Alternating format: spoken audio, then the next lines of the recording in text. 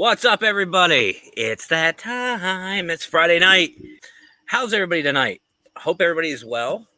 Did you survive the week? I hope so. I just started mine. Today's day. Well, yeah, today's my Monday. So, but hopefully everybody's doing well tonight. We're gonna have some fun tonight. Irene, already. How you doing, Irene? But before we get started, I have a couple of announcements. I swear there's English in here somewhere. I have a couple things I want to say. In case you missed it, Josh Morris invited me onto a show last night, the Everything Paranormal show, and I had a blast. I had such a great time. Josh was an amazing host. Seriously, check him out on Paraflix. All you have to do is when you sign up, you do have to pay. It is a paid subscription, but I'm telling you guys, it is worth it. And he has about an hour long movie or TV show that he's doing, and it is the most legit paranormal show I've ever seen. And I'm not just saying that; I mean it wholeheartedly. It is amazing. It is a great show. I'm excited for his next episode. So I'm really excited about that. And I'm also really excited the fact that he is coming on August 13th, Friday the 13th, and he's going to come on and chat with us, and you guys get to meet him on our side. I cannot wait. And it's going to be such an amazing video. I'm excited about it. And then next week, we're having Barnaby Caps on. So like I said, guys, you do not want to miss these videos. These videos are going to be so much fun. All these videos are going to be live, just like tonight, with our very special friends and very special guests from Canada. And they brought someone else along too. And I cannot wait to meet this individual. And we're going to have some fun with them tonight. But all these videos will be live. Barnaby Caps, Josh Morris, they're all going to be live, just like tonight, just like my normal videos. So feel free to share them on any page you like. You have my absolute permission, not just on here, but YouTube as well. But without further ado, let's bring on our friends and family from up north. RRLC, how we doing, guys? Good, Matt. Excellent. We built the drilling girl last night on the other one. Like, hey, we can just ask you questions through someone else. Yeah, why not? Sure. Christy, hey, are you tenting? No, actually, well, I guess kind of. It's like a tailgate tent type thing. I actually am outside. It's a beautiful night out. I have my canopy up. I've got 3 different lights shining on me. It's bright, really bright, and I'm literally sitting on my tailgate of my truck. I'm not even joking. Like there, you can see the side of my truck right there. We'll do it in the garage. I'll just have my toolbox in the background. Oh God, no. Hey, there we go. That'll be some fun. So, I see you have somebody with you. You added one to the video. Yeah, yeah. So you have Groot and you have somebody else in the middle there. This is Connor. He's our youngest member of RRLC. No, Groot. Groot's the youngest. Okay. Well, Connor, welcome. Say hello to YouTube and Facebook and Twitter. Oh, man of many words. Like that. Me. So, how are you 3 doing tonight? Let's start that off. We haven't talked in a while. What's going on? How you guys doing? We're doing good. Yeah. It's finally loosening up down here for our restrictions. So, I think it's starting to make some plans. Good. Start getting back to a little bit of normal. What's that? What's normal? Yeah. Getting out and doing some more, I guess. I think we'll work on more of like just some locations first and stuff like that. People are still not really feeling comfortable. Well, most people are feeling not comfortable going in their houses and stuff like that, even though we're fully vaccinated. Yeah. So all of us. I think some warm-up locations. Shake off the dust and the rust. I sent you some pictures today too, so I sent you the pictures of that cemetery.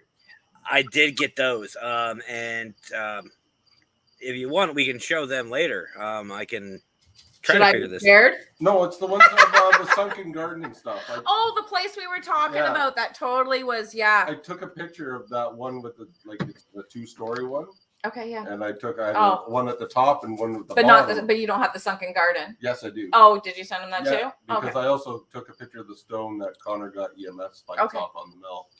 No, Scott, hold on. No. Actually, Ron, if you want to take that, by all means. So I don't know if you guys heard yet, but Where's my Miss- cupcakes? Mr. Fedora himself has been promoted to my manager. So I don't know if that's good for him or bad for him. I'm a very hard man to manage. Yeah, I'm pretty tossed up on that one too. But no, I'm actually very grateful. He's really helped me out, giving me some tips and pointers and stuff like that. But yeah, so I'm very happy to have him be my manager. And also Mackenzie, my wife, is stepped up to that role as well. She's a little more hands-on than Scott, but yeah.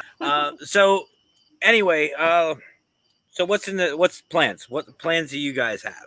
I mean, I know you said you wanted to check out some locations. Do you have anything specific or? No, really, I haven't done. I started a little bit of research a few weeks ago on some downtime and just made some notes of places that I saw, and logged them all and found pinpoints and GPS locations and whatnot. A lot of graveyards, some The place up by Salem. there's I some think, is a roads, good one. there's some spooky stories, some urban legends in that. So, but Mhm. yeah, there's probably a list about 15 or 20 that I have to go through and just further research before I go, okay, this is, which ones to go first. So we'll see what happens. So there's a few things.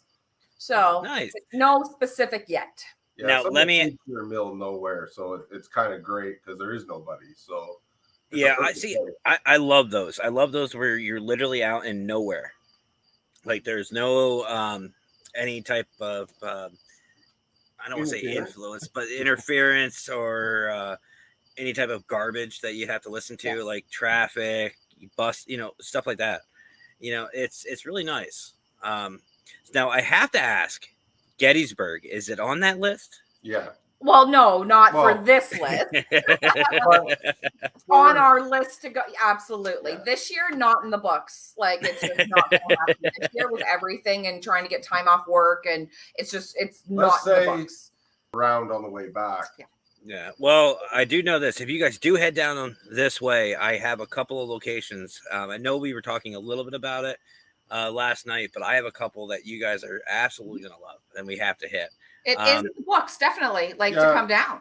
The states have a lot more locations and some good history stuff up there, and that's what we go for too. I'm a history buff. Yeah, so Same. And that's why I love places like Gettysburg. It's that history. It's different to read about it. Like you could read all day long about the battle in Gettysburg, the actual battle. I mean, whether it be Little Round Top, Devil's Den, Big Round Top, no matter where, you always, you can just read about it. You can learn as much as you want, but until you're actually there and it puts it into a different perspective, it's something that is definitely worth a visit, or 2 or 6 or 30. So we have, well, I don't know if he's new to here or not. The first time I remember seeing him, so I'm sorry if this is more than first. Jason King, hi all from Jason, Ghost Hunter from Sydney, Australia. Hi, Jason. Oh. Jason, how you doing tonight, buddy? How's everything down your way? Literally down your way. And Scott says he has the hookup. The man with the fedora. Well, wait a minute. Scott, you're my manager now. yeah. Make that happen, will you? I want like the bathroom suites and the TV and stuff. Like we're going Right, let's get like one of those big tour bus RVs. Yeah. Yeah. Multiple rooms, multiple floors. That's kind of what we want to do when we retire. Yeah, that would be fun. Actually, Mackenzie and I were talking about getting one of those nice big RVs and traveling. So here's a question for you. I know you guys were talking about, opening up and coming out to the different locations, and you guys have your wish list. What about clients? When will RRLC start accepting clients? And now. Right away. Oh yeah, of course. Of course. It's all on comfort level. Yeah. So if they're comfortable, we'll still do all what we need to do to protect ourselves and protect the Masks be clients. worn, right, and stuff course. like absolutely full, PPE, hand sanitizer, wash the hands and stuff. Like absolutely, we would totally go in clients' homes if they need us. Not a There you hesitation. go. We've actually did do it during the last time too as well. There was an emergency, situation that we actually did go in to a home to help an older gentleman, and without it, we wore masks and washed our hands and everything. We're really careful, but without a hesitation, we went. It was not Nice. a problem. So, Well, there you go, folks. If you're up Canada way, literally north of me, I think you guys are literally straight north of me, and you guys need some help, RLC is ready to go. And I bet you guys are itching to get out there again. Yeah. Just like most of us. Jason, good so far. You're in lockdown. Sorry to hear, buddy. He's been a ghost hunter for over 20 years. That's really good, man. I personally have been investigating the paranormal for 20 years, or 20 years, 14 years. I'm stealing your answer, Jason. I've been doing this for 14 years. You guys, if I remember correctly, you've been doing it for 6 years? about that, yeah. Like we haven't been as long as most, but there was always interest. So it's Okay, so he's got more than both of us combined. yep. So we were talking about locations. I'm just excited to hear about this place again. But as everybody knows, we talk off camera. These two, or actually 3, 4, the whole family. Oh, we got two. is a part. Mega. Well, now I'll go viral. I always go viral with an animal, always. But everybody in our group, we all talk about locations and stuff like this. You guys, we were talking last night about a certain location, a certain cemetery that you guys have had some experience about. Shall we go a little further? Absolutely. So go ahead and start, and then I'm going to bring up these pictures, and then feel free to explain, what's going on and everything else. So we're a fan of cemeteries. I'm a huge fan, always have been since I was a kid. So we like to walk through cemeteries, and I like to look at the stones, the crypts and whatnot. And I like to read the stones. A lot of these stones haven't been read in years. So for them to hear their name, being called, it's always nice. So there's Hamilton Cemetery in Hamilton, Ontario. It's an older cemetery in Hamilton. Beautiful cemetery, such history, and old stones. This picture is the crypt. That's just the top. And this is just the top. This is actually the roof of the crypt. And the headstones are at the front. You can see, I think there's only the 2 headstones, or was there one to the side? 3. There's one you just There's can't one see it. you can't see, but there's Okay. 3 headstones. And it's, I think it's the Stinson family. That sounds familiar. Okay. It's the Stinson family. And you can see through that hole. It's actually just like an iron like gate around it. But we put our camera through trying to get pictures because I love to see inside the crypts if I can. I like to see the stones that are in there and the decorative work. And we didn't have a memory card in it. We didn't realize till we got home. I didn't have my setup either, so when that came out, because I have a stick, but I have my converted full spectrum, but I have my IR light on, but I have it on a selfie stick. So I push play on my camera because it's a video plus camera, right? And I can shove it in cracks and holes and look inside things. Okay. But we That didn't have sounds a like memory fun. card. So I did it very successfully in Simcoe. in Simcoe Cemetery, yes, Yeah. which was kind of cool to see inside this crypt. But we'll go back. It's not It far has from us. Well, it has internal memory, but Okay. it doesn't hold a lot of video, so it only held enough for I you was to like, get in, 3 seconds. and then Oh. out and And we can go back, not a big deal, so it's not a great loss. But this is just the roof. Okay, so is there in the next picture? oh yeah, I said lots. So this is the actual the I would say it's not I guess you would call it the front, because that you have to go down this big steep hill to walk down, and there's a cliff literally on the other side of that. To get a picture was a bugger because you almost go down a geez. cliff. This isn't Yeah. even all of it. It still extends out to the left. It is massive and gorgeous. I didn't get too many feelings around this place. Like I Okay. felt really nothing. Everything was just very calm at that I think this was really At cool. that point, but it was just the coolest crypt that I have ever seen. It was like 2 stories. It's That massive. is amazing. That is absolutely gorgeous and amazing. Oh yeah, it was breathtaking the way it was. I So don't know. that little cliff or whatever you're talking about is, I'm assuming, over this way to the Yeah, right. so it's right over there. Yeah, it just Yeah. slopes like straight down. So I'm like back up the path, basically. To Okay. get there. Yeah. All right. Well, And it's a very steep So walk. when you're standing, you can see the different height between where you are. So it's like built in the hill. It's Yeah. like right in a hill is what it's built into. that's really cool. Yeah. I've seen a couple of crypts that are kind of like that, but I've never seen one that's like fully built like this. Like usually it's just the entrance and it's underground. Yeah. Kind of like what is it? I think it's a Hellfire Club is like Yeah. that. I saw pictures of that. But let's continue here. Okay. So That had a this weird vibe to it. the what? See, That had a even weird his- vibe. That had a weird vibe. Okay, yes. All right. So Connor didn't hear our conversation last night. He wasn't Mhm. even part of it. So him coming off with that weird vibe, right? Like he was Yep. there with us, and it was. So this is called the Sunken Garden. I don't know the history behind it. Can't find any history. I've been looking. Cannot. So far. There is a huge pathway. Well, it's actually a road to go down. It's a winding, turning, sheer cliff on one side you're walking, and then it's a cliff down the side, like a big hill. And so when Okay. you come down, this is where like it comes off the road and then it goes in this center part, and there's like a circle around a pathway, and there's some stones in the center. The Mhm. moment I stepped off of the roadway onto the roadway into the sunken garden, I was done. My legs were jello. I was nauseous. My stomach was all butterflies, and my arms, I was like jello. I just had this awful feeling, and it just wouldn't stop. It was just absolutely awful. Kept getting like dizziness, and it was almost like really high EMF. Okay. And sensitive to the EMF, and it was almost like a high EMF reading. So then Connor, one of his jobs is he actually holds the Mel meter. He walks Okay. around with the Mel. That's his job on the team. Well, one of his jobs. So when and we're debunking. and debunking, yes. So whenever we're in like a location or whatnot, a lot of the times he walks behind me, because especially in cemeteries when we're around, the spirits follow me. So he will stay a few paces behind me, and I will be walking, and he will be calling out numbers.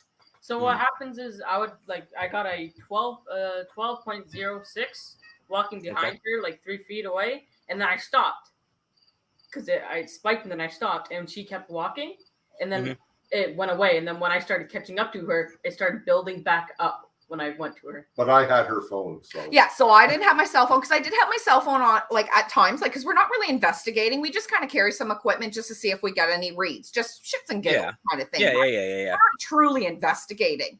But if something happens, we want it to validate our Of findings.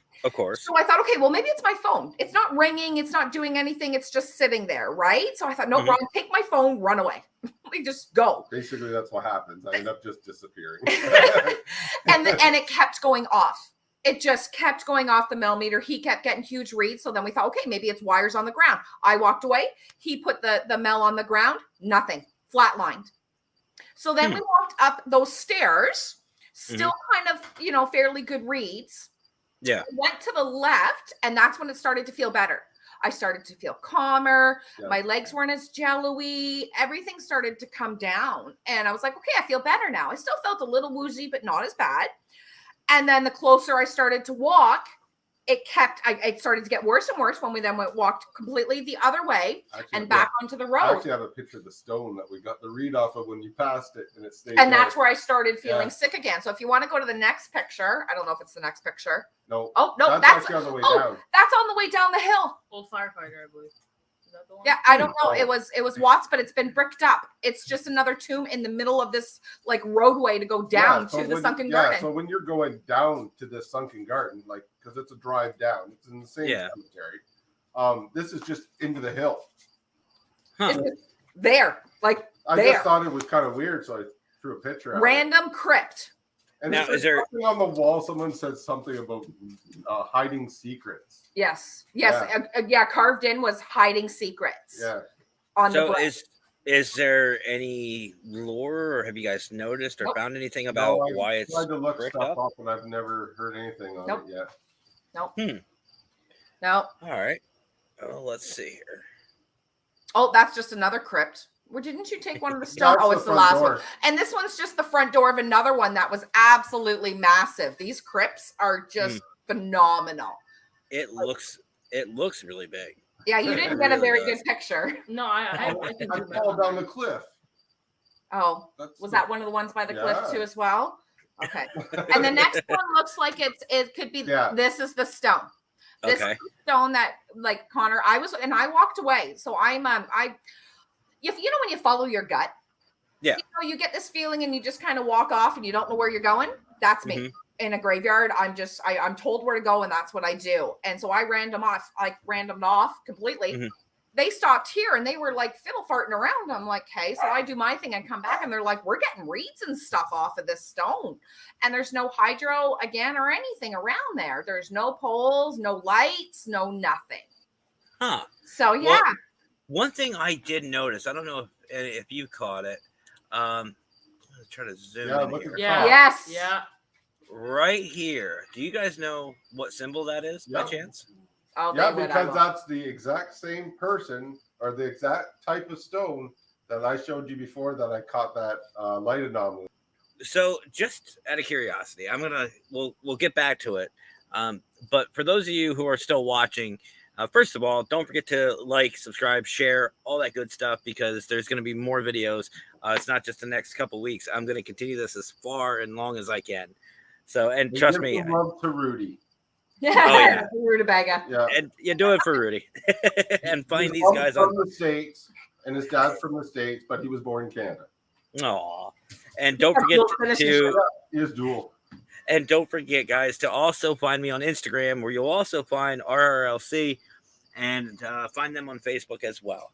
So if anybody in the group knows what that symbol is, please go ahead and comment, and I'll say good job. But anyway, so that I just wanted to know, that cemetery, was that the first time you've been there, or is that a repeat? Yeah. Okay. Yeah. Always, See- I've been by it 1,000 times. I was born in Hamilton, and there's another cemetery that we have family members in that we have to drive by there to get there. And I've been by it so many times, but never have gone in. And then I was Googling, some things, and it came up Hamilton Cemetery, and the Sunken Garden has some hauntings and stuff. And some people said it was residual. It's not what it used to be. I went, okay, let's just check out the cemetery. No, there was a stone you wanted to find. There was a stone I wanted to find. Yes. Adeline Hoodless Hunter is actually buried there. She's huge in the history books for fighting women's rights. Way back in the day. She was actually born in Brantford. And her house is here, and it's a wonderful museum that you can go to. They're not selling it anymore, just an FYI. They're not selling it, which I'm very happy. They were going to sell it. Beautiful old house. But yeah, so it's history, and it was kind of neat to see her stone for what she did for women's rights throughout the years. So we can be who we are today because of her. She was one of the ones that fought for us. So her stone was there. So it was kind of nice to stand in front of there and tip my hat to her. Oh, that is awesome. There is a couple of headstones like that out in San Diego that are the same way. You don't even realize that you're walking up onto this headstone until you actually see it. And it's like, oh, wait a minute. It's almost like a piece of history. Like, I think I said before, I don't know if I said it to you guys, but I've investigated the Whaley House in San Diego. For those of you who don't know, Thomas Whaley and the Whaleys, Thomas was the first sheriff, if you will, and judge of San Diego.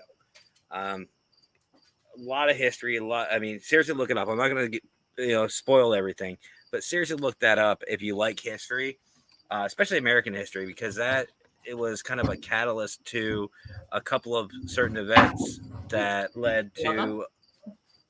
Hold on, I'm sorry, I'm trying to get rid of the other screen. That led to a lot of different things. out in San Diego. Didn't take it But far. definitely a great place to read up on. So that symbol, no one said it, so I'm assuming nobody knows it. That is actually the Freemasonry symbol. The Knights Templar might ring a bell if you really like your history. The Holy Grail, that type of thing. That symbol is a Freemasonry symbol. The Freemasons are a very secretive group. They have their own lore. They have their own rules. My father is actually a Freemason. And let's just say they are known for their secrecy. And from the biblical standpoint, the Knights Templar were charged with guarding the Holy Grail, the Holy Covenant. And let's just say it started a lot in the Crusades and the Holy Wars and stuff like that. But again, it's a heck of a history lesson, and it's a very interesting to learn about. And I don't know if you guys can see it, but I have another special guest right here on my mic. One of my little mayfly friends. Get off my mic. Oh, I'm turning. Thank you. Oh, I got a ghost in the house. It's pushing my chair. Yeah. My house is crooked. Oh, but so something else I wanted to talk about, and Ron, you brought this up. Oh, this is So- all you guys. See, this is how you know, guys, that we talked prior to, because all I had to say Right. was Ron brought it up, and Leslie knew right away. Yep. So, Ron, I'm going to turn this over to you because this is your thing. This is your topic. I want to sit in a couple I'll chairs. be right back. I just want to drink more beer. I gotta drink your beer. That was a rough day. My brain's all fried today. Yeah. No. I got That's me stuck every being the only one in the shop. All right. Close up. There we go. Yeah. Yeah. Okay. All right. So what were we talking about? Which part do you want to start into? How about Whichever like you- the physical effects and not just the mental effects of what we do? Sounds good to me. The astral projection and the quantum Oh, theory. quantum That whatever theory. the hell it is. Yeah, that's That. Not the effects, because I can help at least with that. okay. But then that's why I was just going to go into maybe some of the other stuff because, like, as I said, I've run into a few people that are getting ailments from doing paranormal investigations. It's like wearing and tolling on people, not just your mind and your body. And I think we have to look into that to see what we can do to maybe rectify or kind of lessen the chance of us getting, like, physical or mental ailments. Especially as in when we were, let's say, getting the paranormal hangover. The next day Yeah. afterwards, the energy, the drain that we have, Yeah. and headaches and just tired. And Yep. it's not like a tired, it's like a drain tired. Yeah. And what they're talking about, guys, if you've never experienced this, and I agree, it's just like a hangover. A lot of people don't realize that what we do is very demanding, especially, clients or big locations, or the all-nighters. It's not just a physical, okay, well, I just didn't sleep all night. No, No. when you're properly investigating, your mind, body, and soul are into that investigation. And what they're talking about is when the night or the day after, because let's be honest, we all like to investigate at night. The day after, you feel it. You feel drained. You feel tired. Some of us feel sick. And there's different reasons for that. And I don't think everybody understands just the toll that will take on you. I mean, I think the best way to compare it is, especially nowadays, the COVID vaccine, the second shot of Pfizer down here. That's a big thing. When you get that second shot, you're down for that day. The next day, you're 3 out. days. 3 days. I felt like hell. I got Pfizer. Yeah, and that's how it is in the paranormal. And that's the sad thing is the job's not done, especially at a client. Just because you're done with the investigation, you still have the evidence. and that takes a toll on you too. We always take a day or two afterwards, just because, and we tell the client that is we need to take a day or two afterwards, just so that we can heal ourselves before we do it. I find it's when I do a cleansing, it's actually worse. So when I do a cleansing, it's worse than the actual investigation afterwards for my hangover. Like after I'm doing it, and I do a lot of my cleansings actually during the day. Like I prefer to do them during the day than doing them at night. And I don't know about you, but I get one hell of a backache. Well, it all depends. It all it depends on if the it's situation. something a little bit more intense. Mhm. I find that like my back will hurt And that's where it affects you. all day. Yeah. Yes, and that's where it attacks you. Everyone kind of has a place. Like it sometimes it bothers me in my lower back. Like I can feel it. It doesn't hurt as much as it used to. I'm able now to control it and to stop it, but it's painful. Of course, While I'm doing it, because that's where they choose to go, hey, and that's where they think they can hurt me the most. If we get into the worst start too, not even just in like the paranormal part, is even in the investigation part, we're getting into some things that are like not necessarily the best health for you guys. And like for me, I'm allergic to things. So, Being allergic, he's highly allergic to mold and like deathly allergic, and dust, and I will get stuck in some kind of crawl space also, or some basement that I sit in. It's on my head. Yeah. But like just the effects of everything we do, it takes a toll on your body and on your health. And then also actually breathing in sage, burning sage, actually ain't that great for you either. No. You should never do it around pregnant women or children. That should never happen. And that's why I do make my own sprays, so that in situations like that, I can use my sprays over, but all depending on kind of how bad it is, then I have to make the decision of what I'm going to use, right? But a lot of times for my sprays, I perfected my sprays so much, I can really go in with my sprays. Well, I've gone a long way. Sage cleanses. So what it does is it takes stuff out of the air. Which, and a lot of people actually do the cleansings wrong, right? They'll use their sage or their Palo Santo, which I love Palo Santo. It's one of my favorite things to use. Good. Love the smell of it too as well. So it smells so much better than sage. And actually, I find it works better. It works so much better. But what a lot of people forget to do, and the attacks come back so fast, is after you cleanse your house, you have to, when you sage it, it takes all the energy out. You have a blank canvas. There's nothing in there. You got to fill it with something. You got to burn sweetgrass afterwards. Fill that space, full of positive energy, and then you're, better. It'll help. And again, we're burning that. How great is that for our health as well? Breathing in all of this stuff, right? So there's so much to it between the attacks, the breathing in, and I found taking more breaks too. Yep. Just taking yourself away from it, but not like overreacting to it. More like just taking a breather, a couple times. And that's all you have to say. Like, when the kids were small, we used to try to break about once an hour. Like all the activities going, but we would try to break almost once an hour to get the kids out, because like our kids started when they were small too as well. So we have to think of the health of our children. And if you have children doing it, you got to think about that. We're almost 17 and 19 now, so it's a little bit different, but we would break. And then also I always had water, juice, fruit. There would be a fruit tray, a vegetable tray, and of course, cookies, because you can't go out without cookies. That's just, you need the sweet treats when you're there as well. Yeah, you don't tell a fat kid about that. But the fruit and vegetables were always very important, so we'd always put those out first, and we'd actually invite our clients to share with us as well. We would bring them right into the house and say, okay, look, we bought this if you want some, because the spirits will actually drain them as well while we're there. Mm-hmm.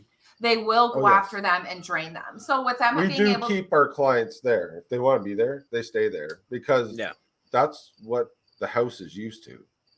And we invite them to be a part of it too as well. So they get drained. So having the fruit and vegetables, especially the fruit, because the natural sugars helps actually put some energy back into your body, and it helps hydrate as well. So it was always good for the kids, for us. And then you kind of feel rejuvenated going back in and not as drained. So we always found that helped. It's just the next day I still can't figure out why we can't adjust ourselves. Why is it such a toll? Yeah, but it's why like with a drain, I can drink some water in the morning, take some Advil, and I'm good to go. No, but it's what I understand that, but I'm just saying, I'm like, why can't we write ourselves faster?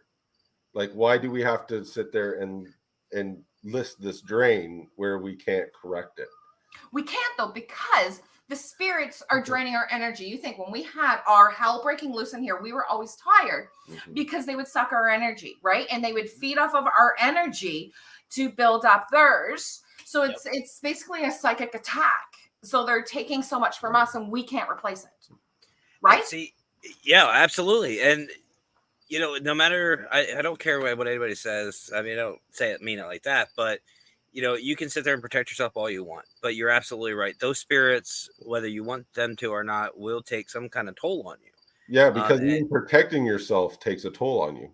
Oh, then that was my job. Yeah. And so with the kids, especially when they were small, that took a hell of a lot out of me, because I learned a lot of techniques and like learned how to put a bubble around them. So they were like, everyone was kind of in my bubble. Yep. And I had them protected at all times. They had their stones, but with this bubble and me trying to, you know, making sure, stopping, meditating again. Okay, are they still here? Do I still have them in with me? Are they still okay? Can I feel them still, right?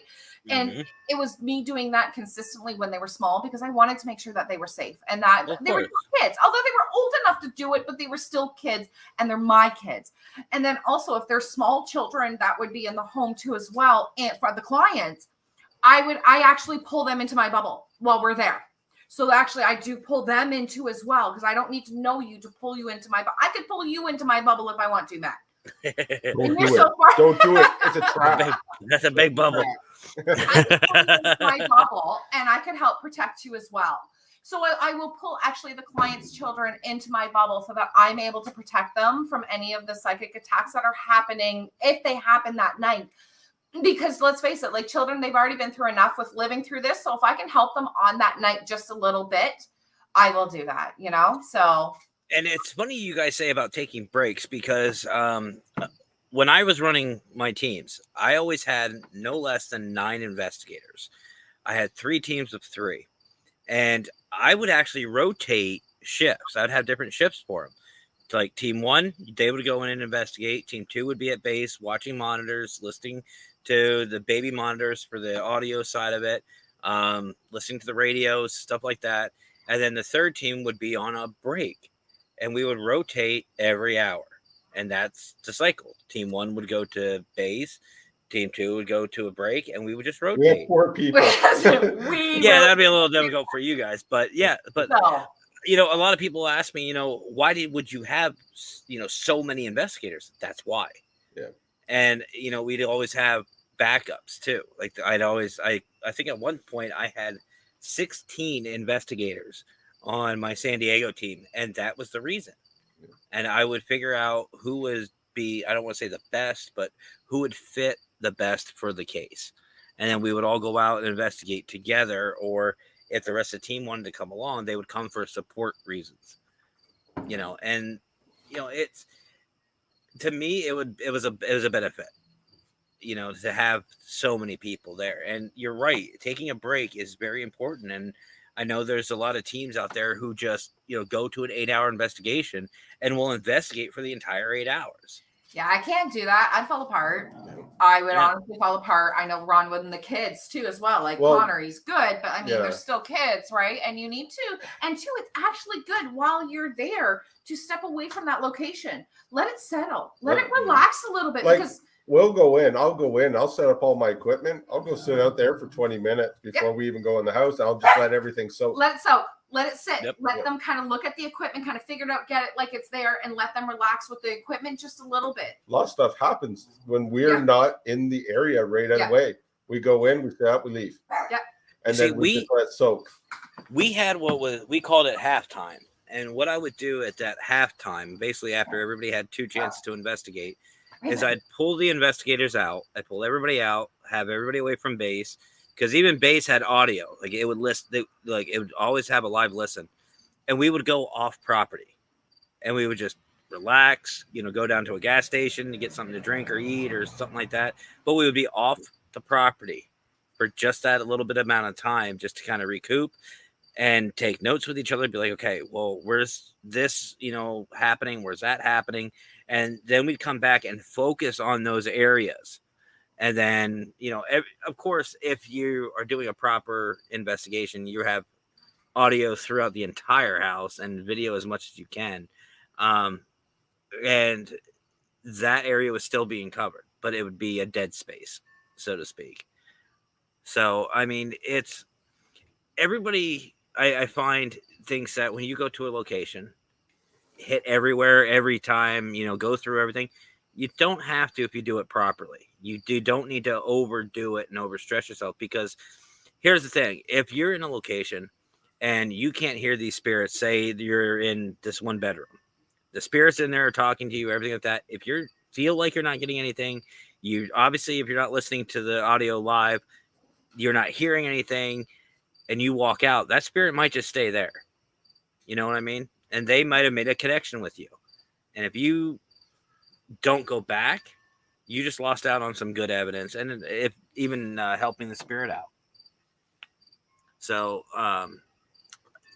I feel when you're doing these investigations, don't overstress it. Think about it, come up with a game plan, and follow through with it. Don't, switch things around unless you really have to. And like you said, you got to give the atmosphere and the area time to, as you said, soak.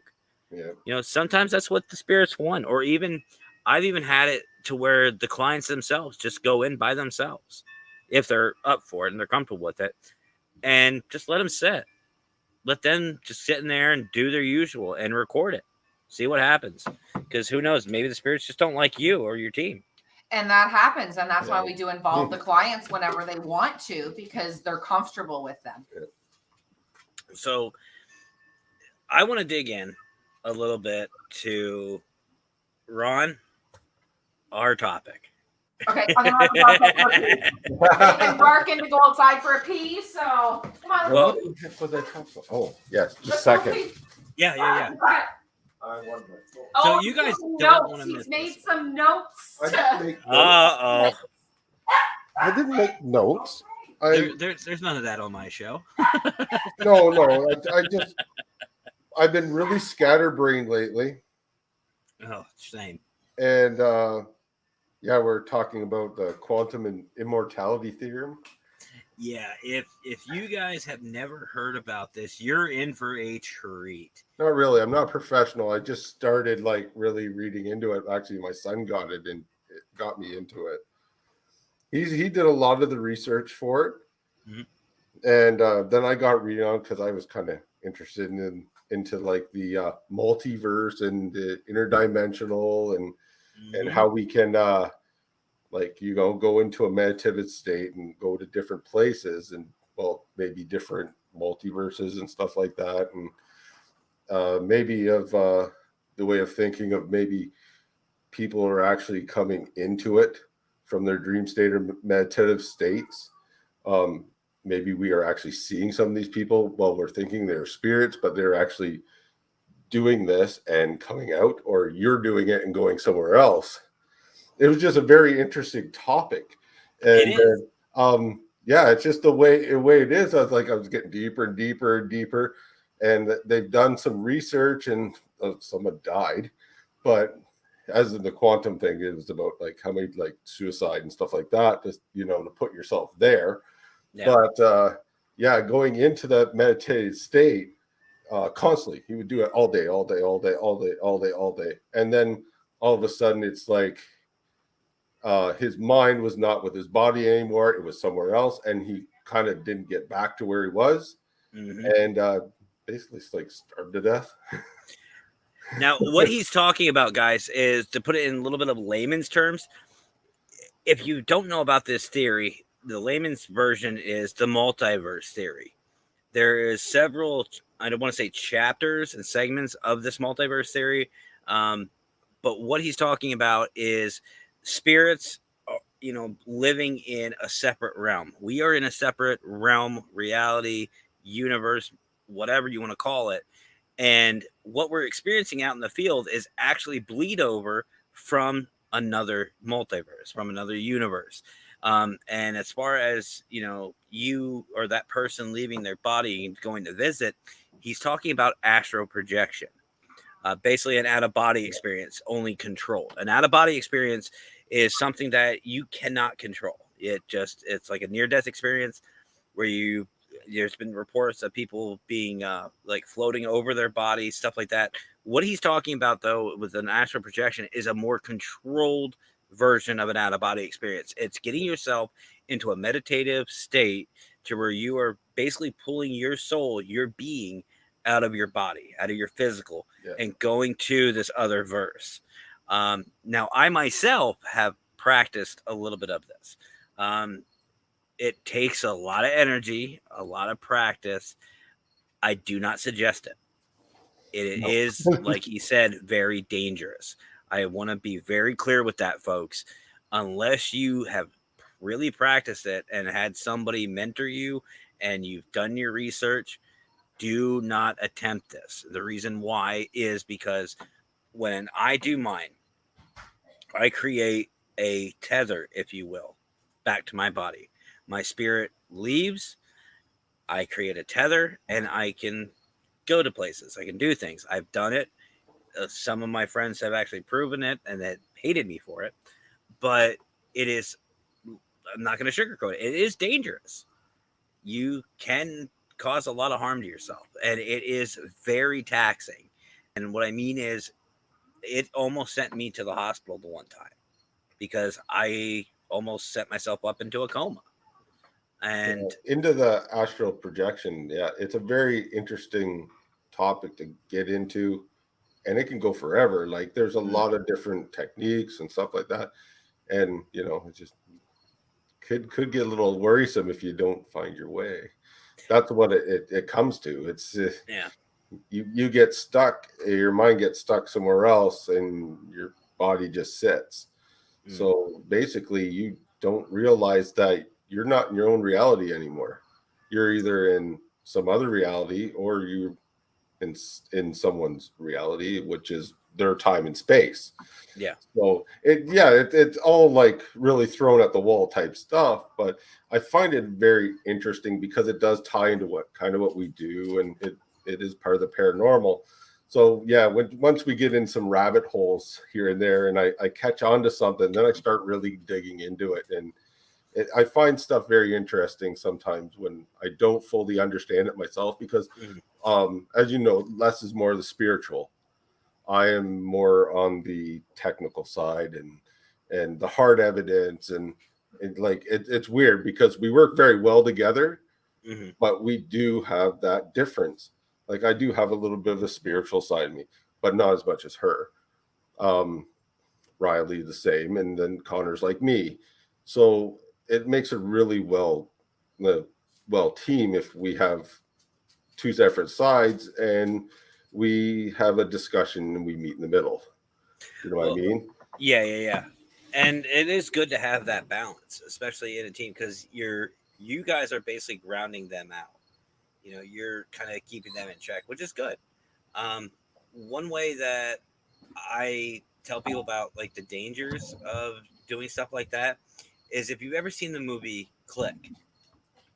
If you've seen that movie, in that movie he has Adam Sandler has that remote that he can fast forward time and everything like that. That time in between where he's just going through the motions, that's kind of the way it would work. I mean, in theory, is you're just going through the motions. You have no control over yourself. You have no control over fireworks in the background for some reason.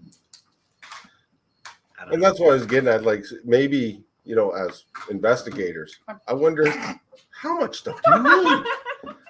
How much are we running into people that are doing this? Maybe we're getting like, you know, sometimes like the really intelligent stuff or the full apparitions. Are we actually seeing people that are actually astral projection and doing this stuff?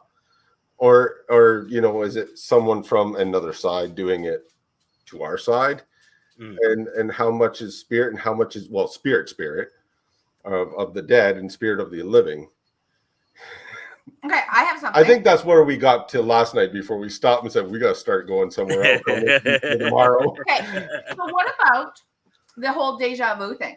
I've been to many places, like we're talking like Nova Scotia, that I'm like, I've stood here before. Yeah. Now, did I astral project and not realize it? Because you can do it in your sleep. You get into that REM, right? Like right before REM, and you start dreaming and you can meditate. You're kind of meditative state, right? And I know I've stood there before. Or is it something from my past lives? Right? That's happening. At what point is that? Right? Like that's something, because I've had many, many deja vus and actually conversations. I'll be standing there and I'm like, I've had this conversation before. I've had ones where I've said to her, I've told you all this before. And she's like, no, you haven't said nothing. It's yeah, absolutely. Like I feel like I've had this complete conversation at that point. The same things are moving at the same times. And it's like, whoa, horsey, right? Like, so, but yeah, the deja vu thing, I've stood in so many places that I've like, I've done this. And I've been to these locations sometimes more than once. But I was never there before that point. The Mandela effect, as Scott pointed out. You know, there is also a theory out there, since we're on the topic of theories. Have you guys ever heard of the Matrix theory? Yes. Well, it's the same thing as the Matrix, but they believe that we're exactly. And a lot of people feel like that is deja vu. That is what you're experiencing. There is a glitch in the Matrix that basically you're having these memories of that past life or something that you were quote unquote destined to do, and you were just prepared for it, and that's where you're getting your deja vu from. Mm-hmm.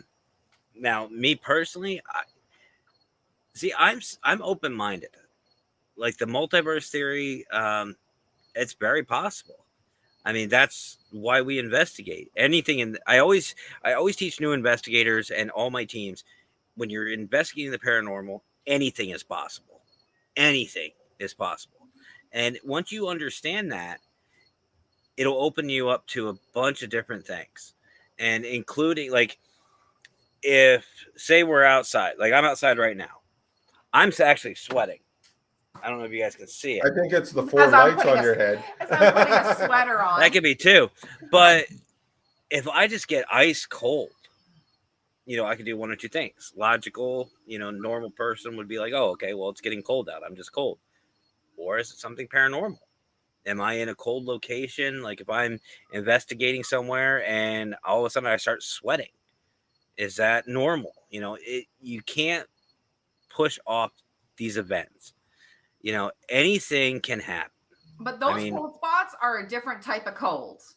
Oh, yeah. They're different type of, totally different type of cold. But you have to have that open mind, and you have to understand that, you know, I don't care how veteran you call yourself. Nobody knows everything about the paranormal. If we did, it wouldn't be a theory. It would be a science. Did I say on my last video? We're all doing it wrong. Yeah, but here's the fun thing, though. We're all doing it right. Yeah. Yeah. That's the fun thing about this field is like everything is theory. Everything is theory. I don't care who you are. Everything is theory. Why? Because case in point, I can tell you out of my 14 years that every spirit is purple. Is the color purple. Well, can you prove me wrong? That'd be perfect. No. Can you prove me wrong? No. Never seen them. But you can't prove me right either. No. I can't prove myself right. And I mean, that's a big extreme, but you know, even, I mean, we know that they thrive on EMF. We know that they use that to manipulate objects and, you know, manifest and show themselves. So we've seen that, but where they're coming from, nobody knows. I mean, for all we know, maybe this multiverse, maybe this other verse, where they're coming from is a limbo type state. It's maybe like your purgatory kind of thing. Maybe it's like a purgatory. And what we're experiencing is either a fluctuation in reality. Maybe it's just because it is EMF, maybe it's just a flux in the electromagnetic field. Maybe it's a flux in time. It could be that too. We don't know. but I mean, it would give some credibility to residual hauntings. You know, if that's the case, a perfect imprint, that so much EMF, so much tension, so much whatever emotion. Our lighter has been flickering this whole show. Have you noticed that? All of a Our sudden, it's lights like keep flick, flick. flickering. I've got too many lights to It's tell. only one light. No, though. it's Like, just our just the one ceiling that's here. fan there. It keeps flickering. Maybe we shouldn't be talking about this. it's No, known you to know, happen when we talk about stuff they- that Our spirits Things get jealous when we don't pay attention to them. So when we talk to people and we talk about the spirit realm and stuff, they get kind of jealous and they try to catch our attention and stuff. So Well, then come on up. Let's talk about it. Let's hear it. Now that would be cool. That if we start hearing, but yeah, listen tight. okay, we're gonna have 20 minutes of silence. It's the spirit's turn. Go. But yeah, like I said, anything is possible in the paranormal, and you know, a lot of these theories out there. No matter, you know, settle down, Prince. Yeah. Scott. Here's the thing, like, because a lot of this does to me hold some water, you know, we may be on the brink of finding out where exactly these spirits are coming from. Now, residual style hauntings, we all know they're just like a DVD. They're not going to interact with us or whatever, but maybe that imprint was so powerful. The energy at that time was so powerful that it's created that lasting imprint. we have residual here That's where you get your spirits walking through walls and taking weird ways. because because at that time period, that doorway say wasn't there. There wasn't a doorway there. Or the wall was there. Like, or I'm sorry, there was a doorway Our there. house, You know, and 1914, the house was done, and there's been walls removed, like walls. like we did, Arches. you can see the line of the Oh. arch that we still haven't got around to painting. But we actually do have a residual haunting that goes out our basement. It comes out of the basement and it goes out. We have back stairs out the basement. It goes at the back and they go up there and they're doing motions. Like they're you can see like motions. They're doing stuff. So they're like farming or something in the backyard. And you see that all the time. And it's really close to more when like the sunrise, like when sunrise happens early in the morning, you will see them. And we've had that for years. This residual has always been there with the farmers. And we think it's the original landowners that were here, even before this house was built, kind of thing. Yeah, because we were all farmland. And all the streets are named after all the farms that were here, the owners. Yeah. So Well, it very well could be. I mean, look at Gettysburg. We were talking about that earlier. A lot of reports that I've seen has been, I would classify residual. Yep. You know, these spirits are just doing their thing. But I feel like that with the technology and with what we're all learning in this field, we are close to figuring out maybe what spirits truly are. And we're almost there to figure out their nature. Now, will we ever have anything definitive? No. I don't feel us as humans don't have that mindset to completely agree, because there's always going to be naysayers. There's always going to be someone to put us down or to put our evidence down. But that's okay. That is absolutely okay. So I've learned not to care that much anymore about what kind of other teams and everybody, because there's such, you know, I don't agree with this and you're a cuck, or, you know, like stuff like that. yeah. And, you know, that's a lot of reason why I don't do a whole lot of sharing. I would love to do a whole lot of sharing of certain things. Like But I mean just evidence of like my Facebook page or my Instagram, because it's just, you got to realize this is not just my team. This is also my family. But we only share things with teams with the same values as we do. Yeah. Yeah. They seem to more appreciate things. And, you know, I love when people give me battle backs on things. I love it because I love the go-between. Yeah. But I don't like the one-sided where I'm overbearing, I'm more right than you are. Yeah, and I like going with the Yeah. naysayers and the non-believers. And it's, if they can go back and forth and it's an intelligent conversation and they can accept what I'm saying, they don't have to agree, and I absolutely always accept what they're saying and I don't have to agree with them, but we can go back I don't even agree with her half the time. No, I don't either. Well, see, and here's the thing. I mean, let's be honest. You can look at the best piece of evidence, but I feel like nobody's going to really agree with anybody 100% unless they're there, unless they personally have that experience. Exactly. And, that's why I told people, I love to deal with skeptics, especially on a team, to have them on the team, because they can only stay skeptical for so long. Once they have their first experience, they're not a skeptic anymore. They may be skeptical, but they're not a skeptic. I find a lot of people that are skeptics and they just need that just one little inkling, and I guarantee they'll be hooked and they'll be trying to find more. That's the way it is. I know so many of. I want to prove this wrong. I heard this and that's not right. Mm-hmm. So I've known people that are now doing more because they were almost like prove their self wrong, that maybe there isn't just us, or maybe there just isn't things here. But aren't we all a little bit skeptic though? Because we try to debunk, we try to see what it is. So we're all really a little bit skeptic because we want to look into it to see if it is paranormal or if it's something else, right? I think that there's a difference though between debunking and and figuring stuff out like that and just being straight up skeptical. Yeah. Like being debunking and stuff like that, you're just trying to, in my mind, you're trying to figure out logically what's going on. You try to look at the physical side of it. Like if a client is sitting there saying that they're hearing footsteps, go for the pipes, look for plumbing issues, look for this. If they have house heating ducts. Yep. Look if they were getting migraines, nausea, stuff like that, paranoia, look at the EMF. I think that's more the debunking. Banging up in your attic. Animals. There you go. Earthquakes. Frostquakes, they're called. And they happen in sudden changes in the temperature between your attic and the outside. And they will thump and thump and thump and then stop. But yeah, I think that's more debunking. As far as skeptical, it's just like, if you say, oh, well, this place is haunted or this or that, and that person just goes, no. No. They refuse to try to believe it or try to figure it out.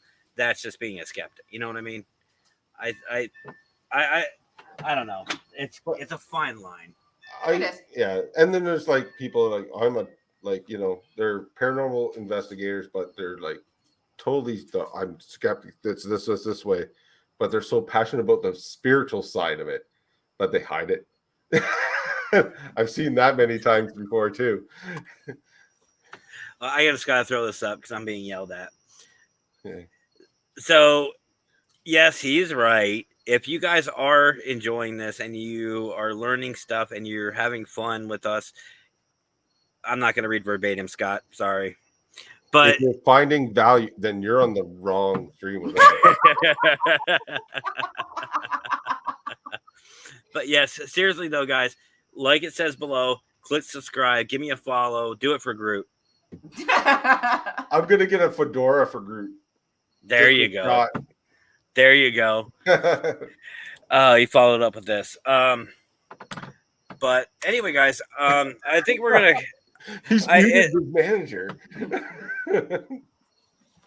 I'm the star, but I think we're gonna call it a night. Absolutely. It's been fun. It has been a long day. I don't know if you guys can tell, but I'm beat. But thank you. I really appreciate you guys coming back for this part 2. It has been fun. Missed talking with you guys. Yeah, we have too. Yeah. Yeah. Oh, here we go. National Fedora Day. I'll write a letter, Scott. I'll write a letter, see if we can get that going. Yeah, and I think I'm getting a little bit more used to doing these. Hey, you did really well tonight. Yeah, I know. I'm proud not normally talk on TV type thing. So, yeah, it's a big step for me to do this, 3 times now? 3 times I've Yeah, done because there was one. another. I Yeah, did you've Dave. done. Yeah. Yeah. As long as it's like a free for all, I think I'm good. Start hammering questions, I get all flustered. You're a professional. No, I wouldn't go But- that far. I struggle. Well, thank you for having us on again. We do love Hey, always being on your show. anytime, guys. Anytime. And I'm sure this won't be the last. It better not be. No. I'll always be on to troll you. So Hey, I love that. I love it. So, all right, I'll let you guys get going. You guys have yourselves a great evening. You You too, too. Matt. Thank you. Anytime. See ya. Bye. All right, guys, that was our LLC, Ron and Leslie, and they're always a pleasure. They always have a lot of fun. I really, really, truly support what they do. It's one thing to build a team and to go out and investigate, but to do it with your kids and your family, that takes devotion. I feel like maybe they have it a little bit tougher because it is family. But you know what? They are a very unique group and they're a really, really great group. So if you guys haven't had a chance, look them up on Instagram and Facebook. RRLC Paranormal, they are a blast. They are always fun and they're very, very knowledgeable. So don't let them fool you. I see them sitting in the back stage just laughing and giggling. I can still see you guys. But yes, thank you, Scott. I did have fun tonight. I do apologize, guys. I don't have the energy that I usually do. It's been a day. But seriously, do not miss a video. If you guys enjoyed this, please hit the like and follow button. Don't listen to my manager. Listen to me. But hit the like and follow because this isn't going to be the end. There's going to be more. I am serious, guys. You do not want to miss the next 2 weeks. I am stoked for it. I can't wait. I got, Barnaby Caps coming next Friday. And then I have Josh Morris the Friday after on Friday the 13th. And next Thursday is my birthday. So we're going to do a birthday Q&A. I'm not sure what exactly we're going to do, but we'll figure something out. But for me, guys, I'm going to get going. I'm tired. I got to get something to eat. But you guys have yourselves a great rest of your day. Have a great weekend. We'll see you on Thursday. Stay safe for the weekend. Don't party too much, Ron. But you guys have yourselves a great rest of your evening. We'll talk to you guys later. And as always, guys, happy hauntings.